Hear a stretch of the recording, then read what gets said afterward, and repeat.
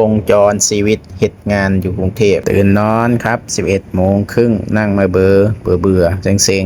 ลุกมาพับผ้าดีกว่าถ้าไม่พับเมียขึ้นมาเมียด่าครับผมเลยต้องพับแล้วก็เดินหนีไปชีวิตไม่มีอะไรมากครับออกไปอาบน้ำตากอากาศของเราที่กรุงเทพเห็นวิว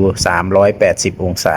เอาผ้ามาพึ่งไว้ถอดเสื้อผ้าลงกระมังมาซักเพราะว่าเมื่อคืนแช่ไว้ทั้งคืนเลยครับเลิกงานมาเราต้องมาแช่ผ้าไว้นะครับแช่เสื้อแช่ส้งแช่อะไรที่เราใส่ไปเฮ็ดงานนะเพราะเฮาเฮ็ดงานในครัวมันก็เลยจะเหม็นกุยๆนะครับถ้าบ่แช่มันก็บ่ซักบ่สะอาดปานใด